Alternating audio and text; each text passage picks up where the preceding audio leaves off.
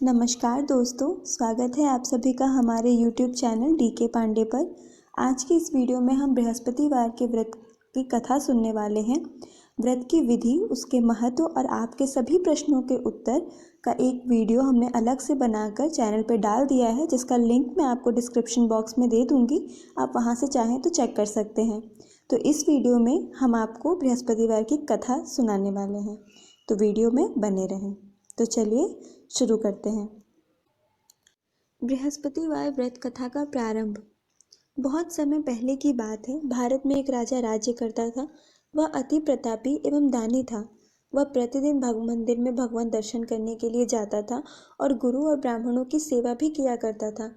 उसके द्वार से कोई भी याचक निराश नहीं लौटता था। वह प्रत्येक गुरुवार को व्रत रखता और पूजन करता था। हर दिन गरीबों की मदद करता, परंतु यह सब बातें उसकी रानी पसंद नहीं करती थी। वह न व्रत करती और न ही किसी को एक भी पैसा दान के रूप में देती थी। वह राजा को भी ऐसा करने से रोकती थी। एक समय की बात है, जब राजा शिकार खेलने वन को गए थे। महल में सिर्फ रानी और दासी थी। उस समय गुरु बृहस्पति साधु का रूप धारण करके राजा के दरवाजे पर भिक्षा मांगने आए। साधु ने रानी से भिक्षा मांगी तो वह कहने लगी, हे साधु महाराज, मैं इस दान पुण्य से तंग आ गई हूँ। इस काम के लिए तो मेरे पतिदेव ही बहुत हैं। अब आप ऐसी कृपा करें कि सारा धन नष्ट हो जावे और मैं आराम से रह सकूं। साधु का वेश रख के बृहस्पति देव जी ने कहा, हे देवी, तुम अति विचित्र हो। संतान और धन से कोई दुखी नहीं होता, इसे सभी चाहते हैं। पापी भी पुत्र और धन की इच्छा करता है। अगर तुम्हारे पास बहुत धन है तो भूखे मनुष्यों को भोजन कराओ, ब्राह्मणों को दान दो, प्याऊ लगवाओ, धर्मशालाएं बनवाओ, कुआं, तालाब, बावड़ी, बाग बगीचे आदि बनवाओ और निर्धरों की कुंवारी कन्याओं का विवाह कराओ। साथ ही यज्ञ आदि करो। इस प्रकार के कर्मों से आपके कुल एवं आपका नाम लोक परलोक में प्रसिद्ध होगा और स्वर्ग की प्राप्ति होगी। किंतु वह मूर्ख रानी इन साधु की इन सब बातों से खुश न हुई। वह बोली, हे साधु महाराज, मुझे ऐसी संपत्ति की आवश्यकता नहीं जो मेरे काम न आए और जिसको मैं अन्य लोगों को दान दे दूं, जिसको रखने और संभालने में ही सारा समय नष्ट हो जाए। साधु ने रानी को समझाने का बहुत प्रयत्न किया, परंतु रानी अपनी बात पर अडिग रही। तब साधु ने कहा, हे देवी, यदि तुम्हारी ऐसी ही इच्छा है तो जैसा मैं तुम्हें बताता हूँ तुम वैसा ही करना। बृहस्पतिवार के दिन घर को गोबर से लीपना, अपने केशों को पीली मिट्टी से धोना, केशों को धोते समय स्नान करना, राजा से कहना वह भी हजामत करवाएं, भोजन में मांस मदिरा खाना, कपड़े धोबी के वहां धुलने डालना। इस तरह 7 बृहस्पतिवार निरंतर करने से तुम्हारा सब धन नष्ट हो जाएगा। ऐसा कहकर साधु रूपी बृहस्पति देव अंतर्ध्यान हो गए। रानी ने साधु के कहे अनुसार ही 7 बृहस्पतिवार वैसा ही करने का विचार किया। साधु के बताए अनुसार करते हुए उसे केवल 3 ही बृहस्पतिवार बीते थे कि उसकी समस्त धन संपत्ति नष्ट हो गई। कहे अनुसार ही करने से भरपेट भोजन के लिए भी दोनों समय परिवार तरसने लगा और सांसारिक भोगों से दुखी रहने लगा। इस प्रकार के अभावग्रस्त जीवन से तंग आकर एक बार राजा ने रानी से कहा, हे रानी, तुम यहाँ पर रहो, मैं किसी दूसरे देश को जाता हूँ। क्योंकि यहाँ पर मुझे सभी मनुष्य जानते हैं, इसलिए मैं यहाँ कोई कार्य नहीं कर सकता। देश चोरी परदेश भीख के समान है। ऐसा कहकर राजा परदेश चला गया। वहां जंगल में लकड़ी काटकर लाता और उन्हें शहर में बेचकर जीवन यापन करने लगा। राजा के जाने के पश्चात इधर उसके बिना रानी और दासी दुखी रहने लगी। किसी दिन भोजन मिलता तो किसी दिन जल पीकर ही रहना पड़ता था। एक समय रानी और दासी को 7 दिन बिना भोजन के व्यतीत हो गए थे। तो रानी अपनी दासी से बोली, हे दासी, यहाँ समीप के ही नगर में मेरी बहन रहती है जो बहुत धनवान है। तू उसके पास जा और वहां से 5 सेर बेझर मांग कर ले आ, जिससे कुछ समय के लिए गुजर बसर हो जाएगी। दासी उसकी बहन के पास गई। उस दिन बृहस्पतिवार का दिन था। रानी की बहन उस समय ध्यान मग्न होकर पूजा कर रही थी। दासी ने रानी की बहन से कहा, हे रानी, मुझे आपकी बहन ने भेजा है, मुझे 5 सेर बेझर दे दो। दासी ने अपनी बात अनेक बार कही, परंतु रानी की बहन ने कोई उत्तर नहीं दिया, क्योंकि वह उस समय बृहस्पतिवार की कथा सुन रही थी। रानी की बहन से जब दासी को कोई अपेक्षित उत्तर नहीं मिला तो वह अति दुखी हुई। उसे क्रोध भी बहुत आया। लौटकर वह रानी से बोली, हे रानी, आपकी बहन बहुत धनी स्त्री है, परंतु वह अति घमंडी भी है। वह छोटे लोगों से बात भी नहीं करती। 5 सेर बेझर देने के लिए मैंने उससे कई बार कहा, परंतु उसने कोई उत्तर नहीं दिया। इस प्रकार मुझे निराश एवं खाली हाथ ही लौटना पड़ा। रानी बोली, हे दासी, इसमें मेरे बहन की किसी प्रकार का कोई दोष नहीं है। जब बुरे दिन आते हैं तब कोई सहारा नहीं देता, अपने भी पराये हो जाते हैं। अच्छे बुरे का ज्ञान विपत्ति में ही होता है, जो ईश्वर की इच्छा होगी वही होगा। यह सब हमारे भाग्य का दोष है। उधर पूजा समाप्त होने के पश्चात रानी की बहन ने सोचा कि मेरी बहन की दासी आई थी, परंतु मैंने उससे कोई उत्तर नहीं दिया, जिससे वह अति दुखी हुई होगी। कथा सुनकर तथा विष्णु भगवान का प्रसाद ग्रहण कर वह अपनी बहन के घर आई और बोली, हे बहन, मैं बृहस्पतिवार का व्रत कर रही थी। तुम्हारी दासी आई, परंतु कथा समाप्त होने से पूर्व ना ही उठते हैं और ना ही बोलते हैं, इसलिए मैं नहीं बोली। बताओ, दासी किस कार्य से मेरे पास गई थी? रानी बोली, बहन, हमारे घर में अनाज नहीं था और राजा परदेश गए हुए हैं। वैसे तुमसे कोई भी बात छिपी नहीं है, इस कारण मैंने दासी को तुम्हारे पास 5 सेर बेझर लेने के लिए भेजा था। इस पर रानी की बहन ने बोला, हे बहन, बृहस्पति भगवान सबको मनोवांछित फल देते हैं। देखो, शायद तुम्हारे घर के किसी कोने में अनाज रखा हो। यह सुनकर रानी की बहन की बातों से विस्मित होकर दासी घर के अंदर गई तो वहां उसे एक घड़ा बेझर का भरा हुआ मिल गया।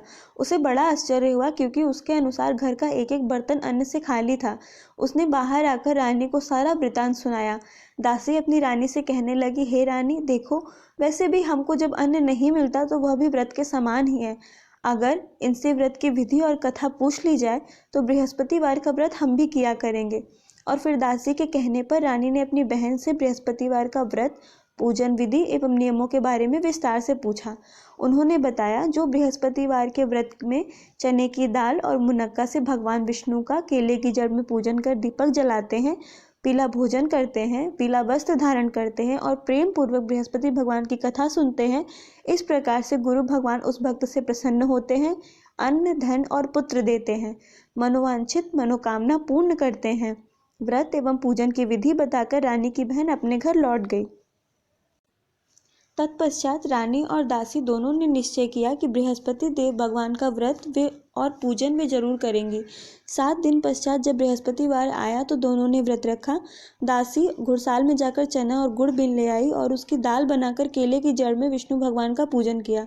अब पीला भोजन कहाँ से आए, यह सोचकर दोनों बड़ी दुखी हुई, परंतु उन्होंने व्रत किया था, इसलिए बृहस्पति देव भगवान उनसे प्रसन्न थे। एक साधारण व्यक्ति के रूप में वे 2 थालों में सुंदर पीला भोजन लेकर आए और दासी को देकर बोले, हे दासी, यह भोजन तुम्हारे और रानी के लिए है, तुम दोनों ही इसे ग्रहण करना। दासी भोजन पाकर अति प्रसन्न हुई और रानी से बोली, हे रानी, भोजन कर लो। रानी को भोजन के विषय में कुछ पता नहीं था, इसलिए वह दासी से बोली, जा तू ही भोजन कर, क्यों तू व्यर्थ में हमारी हंसी उड़ाती है। दासी बोली, हे रानी, एक व्यक्ति भोजन दे गया है। रानी बोली, वह भोजन तेरे लिए दे गया, इसलिए तू भोजन कर। दासी ने कहा, हे रानी, वह व्यक्ति हम दोनों के लिए ही 2 थालों में भोजन देकर गया है, अतः मैं और आप दोनों ही साथ साथ भोजन करेंगे। दोनों ने गुरु भगवान को धन्यवाद एवं नमस्कार करके भोजन प्रारंभ किया। उसके बाद से दोनों प्रत्येक गुरुवार को गुरु भगवान का व्रत एवं पूजन करने लगे। बृहस्पति भगवान की कृपा से उन दोनों की भोजन एवं धन की कमी दूर हो गई, परंतु रानी फिर पुनः पहली प्रकार आलस्य करने लगी।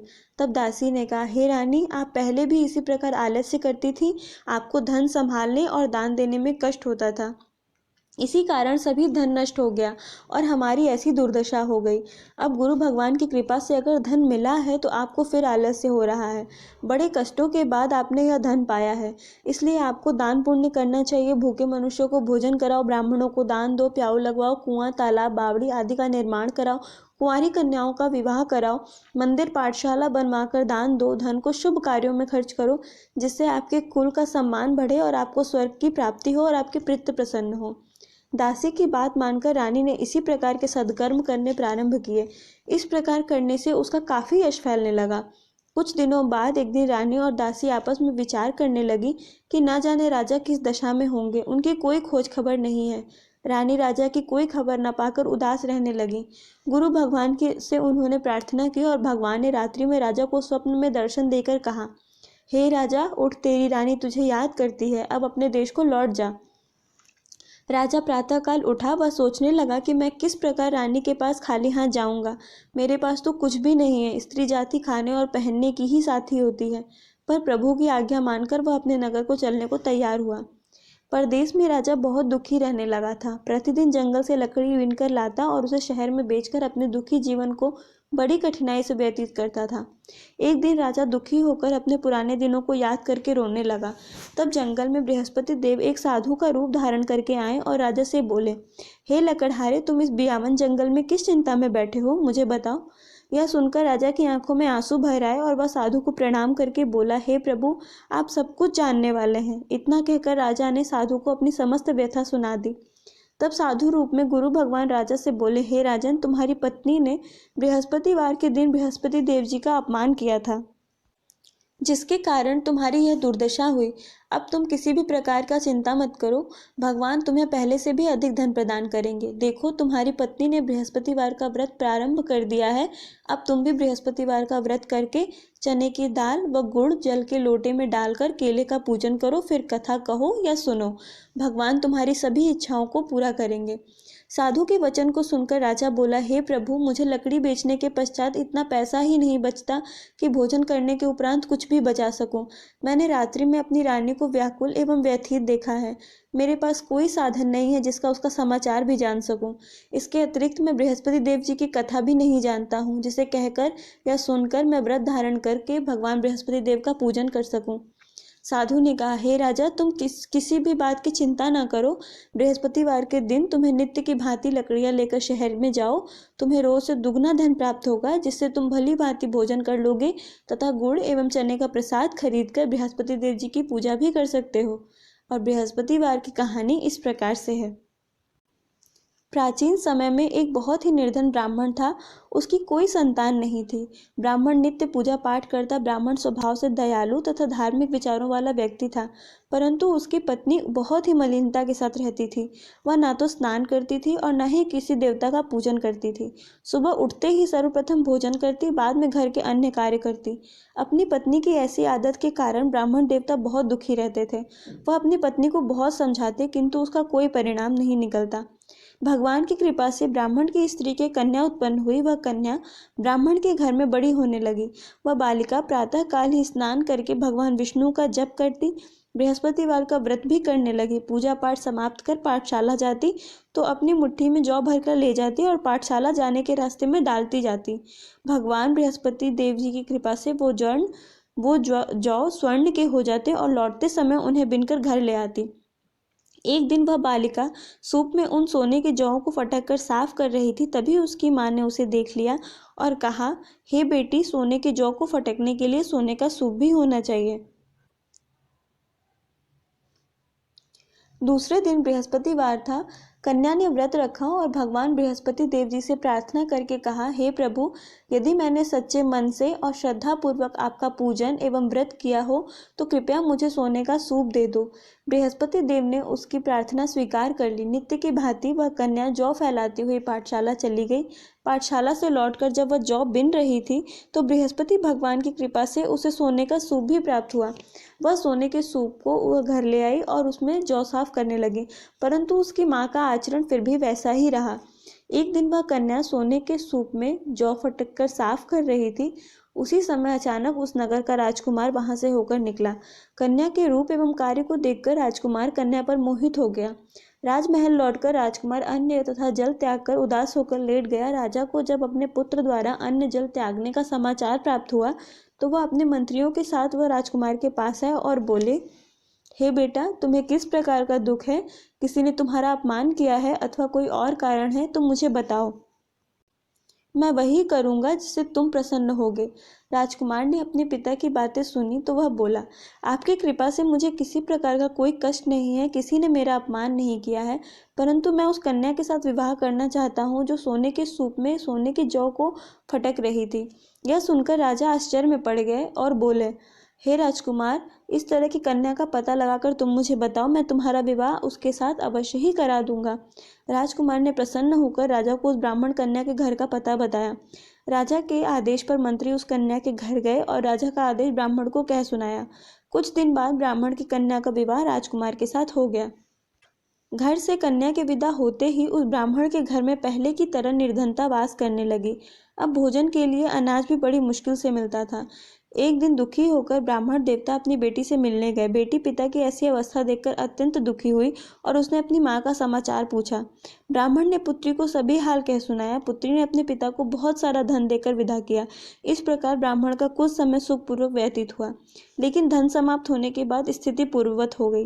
ब्राह्मण फिर अपनी पुत्री के यहाँ गया और उसे सभी हाल कह सुनाया। पुत्री बोली, हे पिताजी, आप माता जी को यहाँ लिवा आइए, मैं उन्हें वह विधि बता दूंगी जिससे दरिद्रता दूर हो जाएगी। ब्राह्मण देवता अपनी पत्नी को साथ लेकर अपनी पुत्री के पास राजमहल पहुंचे तो पुत्री ने अपनी माँ को समझाया, हे माँ, तुम सुबह उठकर सर्वप्रथम स्नान आदि करके भगवान विष्णु का पूजन किया करो तो सब निर्धनता दूर हो जाएगी। परंतु उसकी माँ ने उसकी एक न मानी। वह सुबह उठकर सर्वप्रथम अपने पुत्री के घर में बचा जूठन ही खा लेती थी। एक दिन उसकी बेटी को अपनी माँ पर बहुत गुस्सा आया। उसने एक रात एक कोठरी में खाने का सारा सामान निकालकर अपनी माँ को उसमें बंद कर दिया। प्रातः कोठरी से माँ को निकालकर स्नान आदि कराकर पूजा पाठ कराया तो उसकी माँ की बुद्धि ठीक हो गई। इसके बाद वह प्रतिदिन पूजा पाठ करती और प्रत्येक बृहस्पतिवार को व्रत भी रखने लगी। इस व्रत के प्रभाव से उसकी माँ भी अत्यंत धनवान और पुत्रवती हो गई और बृहस्पति देवता की कृपा से वृद्धावस्था में मृत्यु को प्राप्त कर स्वर्ग को गई। वह ब्राह्मण भी सुखपूर्वक इस लोक का सुख भोग कर स्वर्ग को प्राप्त हुआ। इस प्रकार की कहानी कहकर साधु देवता वहां से अंतर्ध्यान हो गए। धीरे धीरे 6 दिन का समय व्यतीत हो गया। बृहस्पतिवार का दिन आ गया। लकड़हारा रूपी राजा जंगल से लकड़ी काटकर किसी शहर में बेचने गया। उसे आज और दिनों से अधिक धन मिला। राजा ने चना गुड़ आदि लाकर भगवान विष्णु का पूजन किया और बृहस्पतिवार का व्रत किया। उस दिन से उसके सभी कष्ट दूर हो गए। परंतु अगले बृहस्पतिवार वह व्रत करना भूल गया। इसी कारण बृहस्पति भगवान उससे रुष्ट हो गए। उस दिन उस नगर के राजा ने विशाल यज्ञ का आयोजन किया और अपने समस्त राज्य में घोषणा करवा दी कि कोई भी मनुष्य अपने घर में भोजन न बनावे और न ही आग जलाए। सब लोग मेरे यहाँ भोजन करने आए। इस आज्ञा को जो नहीं मानेगा उसको सूली पर लटका दिया जाएगा। राजा की आज्ञा अनुसार राज्य के सभी निवासी राजा के भोज में सम्मिलित होने गए, परंतु यही लकड़हारा कुछ विलंब से पहुंचा, इसलिए राजा उसको भोजन कराने अपने साथ महल में ले आ गए। जब राजा लकड़हारे को भोजन करा रहे थे तो रानी की दृष्टि उस खूंटी पर पड़ी जिस पर उसका नौलखा हार लटका हुआ था। वह उसे खूंटी पर दिखाई नहीं दिया। रानी को निश्चय हुआ कि मेरा हार इस लकड़हारे ने चुरा लिया है। उसी समय रानी की जिद पर राजा ने सैनिक बुलवाकर लकड़हारे को जेल में डलवा दिया। जेल खाने में बंद वह लकड़हारा बहुत दुखी होकर विचार करने लगा कि ना जाने मेरे कौन से पूर्व जन्म के कुकर्म से मुझे यह दुख प्राप्त हुआ है। जेल में बंद लकड़हारा भगवान बृहस्पति देव जी को याद करने लगा। तत्काल बृहस्पति देव साधु के रूप में प्रकट हो गए और उसकी दशा देखकर कहने लगे, अरे मूर्ख, तू बृहस्पतिवार को बृहस्पति देव जी की कथा एवं व्रत करना भूल गया, इसी कारण तुझे यह दुख प्राप्त हुआ। अब किसी भी प्रकार की चिंता मत कर। बृहस्पतिवार के दिन जेल खाने के दरवाजे पर तुझे 50 पैसे पड़े मिलेंगे। तुम उन पैसों से प्रसाद मंगाना, भगवान बृहस्पति देव जी का पूजन करना और कथा कहना। प्रसाद स्वयं भी ग्रहण करना और दूसरों को भी कराना। इस प्रकार करने से तुम्हारे सभी कष्ट दूर हो जाएंगे। अगले बृहस्पतिवार राजा को जेल के द्वार पर पैसे पड़े मिले। राजा ने पूजा का सामान मंगवाकर कथा कही और प्रसाद बांटा। उसी रात बृहस्पति देव जी ने उस नगर के राजा को सपने में दर्शन देकर कहा, हे राजा, तूने जिस आदमी को जेल खाने में बंद कर रखा है वह निर्दोष है, वह राजा है, उसे छोड़ दो। रानी का नौलखा हार खूंटी पर लटका हुआ है। अगर तू ऐसा नहीं करेगा तो मैं तेरे राज्य को नष्ट कर दूंगा। राजा सुबह उठा और खूंटी पर हार टंगा देखकर लकड़हारे को बुलाकर उसे क्षमा याचना की तथा राजा के योग्य सुंदर वस्त्र आभूषण भेंट करके उसे विदा किया। बृहस्पति देव जी की आज्ञा के अनुसार राजा अपने नगर को चल दिया। जब वह नगर के निकट पहुंचा तो उसे बहुत ही आश्चर्य हुआ। वहां पहले से अधिक तालाब, बाग, कुएं और बहुत सी धर्मशालाएं, मंदिर आदि बने हुए हैं। राजा ने जब नगरवासियों से पूछा कि यह बाग, तालाब, धर्मशालाएं एवं कुएं किसके द्वारा बनवाए गए हैं, तब नगर के सब लोग कहने लगे, यह सब रानी और दासी द्वारा बनवाए गए हैं। राजा को बहुत आश्चर्य हुआ और क्रोध भी बहुत आया। जब रानी ने यह खबर सुनी कि राजा आ रहे हैं तो उसने दासी से कहा, हे दासी, देख, राजा हमें अति दीन अवस्था में छोड़ गए थे। वह हमारी ऐसी हालत देखकर कहीं द्वार से ही लौट न जाए, इसलिए तू द्वार पर खड़ी हो जा। रानी की आज्ञा अनुसार दासी दरवाजे पर खड़ी हो गई।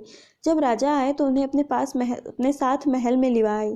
तब राजा ने क्रोध करके अपनी तलवार निकाली और रानी से पूछा, बताओ, इतना धन तुम्हें कैसे और किस प्रकार प्राप्त हुआ? तब रानी ने बताया, यह सब धन हमें बृहस्पति देव जी के व्रत के प्रभाव से प्राप्त हुआ। अब राजा ने निश्चय किया कि 7 दिन बाद तो सभी बृहस्पति देव जी का पूजन करते हैं, परंतु मैं प्रतिदिन दिन में 3 बार कथा कहूँगा और नित्य व्रत किया करूँगा। अब हर समय राजा के दुपट्टे में चने की दाल बंधी रहती थी और वह दिन में 3 बार कथा कहता। ऐसे ही एक दिन राजा ने विचार किया कि चलो अपनी बहन के वहाँ हो आऊं। ऐसा निश्चय कर राजा घोड़े पर सवार होकर अपनी बहन के यहाँ चल दिया। मार्ग में उसने देखा कि कुछ आदमी एक मुर्दे को लिए जा रहे हैं। उन्हें रोककर वह कहने लगा, अरे भाइयों, कुछ देर मेरी बृहस्पति देव जी की कथा सुन लो। वे बोले, लो, हमारा आदमी मर गया है, इसको अपनी कथा की पड़ी है। परंतु कुछ आदमी बोले, अच्छा कहो भैया, हम तुम्हारी कथा भी सुनेंगे। राजा ने दाल निकाली और कथा कहनी शुरू कर दी। जब कथा आधी हुई तो मुर्दा हिलने लगा और जब कथा समाप्त हुई तो राम राम कहकर वह मुर्दा खड़ा हो गया। राजा आगे चला। उसे चलते चलते शाम हो गई। आगे मार्ग में उसे एक किसान के खेत में हल चलाता हुआ मिला। राजा उससे बोला, अरे भैया, तुम मेरी बृहस्पतिवार की कथा सुन लो। किसान बोला, जब तक मैं तुम्हारी कथा सुनूंगा तब तक मैं 4 हरैया जोत लूंगा। जाओ भैया, तुम अपनी कथा किसी और को सुनाना। राजा आगे चलने लगा। राजा के हटते ही किसान के बैल पछाड़ खाकर गिर गए और किसान के पेट में भयंकर दर्द होने लगा। उसी समय किसान की माँ रोटी लेकर आई। उसने जब यह सब देखा तो अपने पुत्र से सब हाल पूछा। बेटे ने सारा हाल बता दिया। किसान की माँ दौड़ी दौड़ी घोड़े पर सवार राजा के पास गई और उससे बोली, मैं तेरी कथा सुनूंगी, तो अपनी कथा मेरे खेत में ही चलकर कहना। राजा ने लौटकर किसान के खेत में जाकर कथा कही, जिसे सुनते ही बैल खड़े हो गए और किसान के पेट का दर्द भी बंद हो गया। आगे चलकर राजा अपनी बहन के घर पहुंच गया। बहन ने भाई की खूब आवभगत की। दूसरे दिन राजा सुबह जागा तो उसने देखा कि सब लोग भोजन कर रहे हैं। राजा ने अपनी बहन से कहा कि कोई ऐसा मनुष्य है जिसने भोजन नहीं किया हो और जो मेरी बृहस्पतिवार की कथा का श्रवण कर ले। बहन बोली, हे भैया, यह देश ऐसा ही है। यहाँ के लोग पहले भोजन करते हैं, बाद में कोई अन्य काम करते हैं। अगर पड़ोस में कोई हो तो मैं देख आती हूँ। ऐसा कहकर बहन चली गई, परंतु उसे कोई भी ऐसा व्यक्ति नहीं मिला जिसने भोजन न किया हो। वह एक कुम्हार के घर गई जिसका लड़का बीमार था। राजा की बहन ने अपने भाई से कथा सुनने के लिए कुम्हार से आग्रह किया तो वह तैयार हो गया। राजा जाकर बृहस्पति देव जी की कथा कही, जिसको सुनकर कुम्हार का लड़का ठीक हो गया। अब तो राजा की हर ओर प्रशंसा होने लगी। कुछ दिन बाद एक दिन राजा ने अपनी बहन से कहा, हे बहन, मैं अपने घर जाऊंगा, तुम भी तैयार हो जाओ।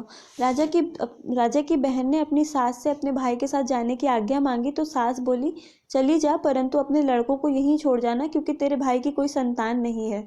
बहन ने भाई से कहा, हे भैया, मैं तो चलूंगी, परंतु कोई बालक नहीं जाएगा। राजा ने कहा, जब कोई बालक ही साथ नहीं चलेगा तो तुम जाकर क्या करोगी। दुखी मन से राजा अपने नगर को लौट आया।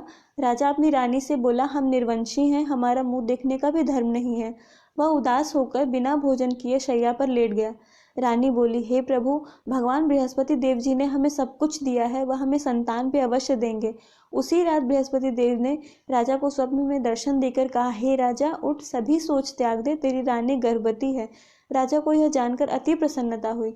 9वें महीने एक सुंदर पुत्र रूपी रत्न पैदा हुआ। तब राजा बोला, हे रानी, स्त्री बिना भोजन के रह सकती है, परंतु बिना कहे नहीं रह सकती। जब मेरी बहन आए तो उससे तुम कुछ कहना मत। रानी ने हाँ कर दी। जब राजा की बहन ने यह शुभ समाचार सुना तो वह अति प्रसन्न हुई और बधाई लेकर अपने भाई के यहाँ आई।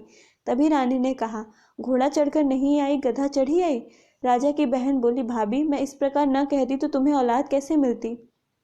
भगवान बृहस्पति देव ऐसे ही हैं, जिसके मन में कामनाएं हैं उन सभी को पूरा करते हैं और मनोवांछित फल देते हैं। जो श्रद्धापूर्वक बृहस्पतिवार का व्रत करता है एवं कथा पढ़ता है अथवा सुनता है, दूसरों को सुनाता है, बृहस्पति देव उसकी सभी मनोकामना पूर्ण करते हैं।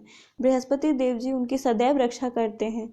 जो श्रद्धा एवं संपूर्ण आदर भाव से बृहस्पति देव जी का पूजन एवं सच्चे दिल से व्रत करते हैं, उनकी सभी मनोकामनाएं पूर्ण होती हैं।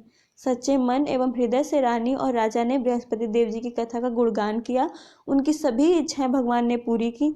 इसलिए सबको कथा कहने और सुनने के बाद बृहस्पति भगवान जी का प्रसाद ग्रहण करना चाहिए तथा सच्चे मन एवं भावना से भगवान बृहस्पति देव का ध्यान करते हुए सदा उनकी जय जयकार करनी चाहिए।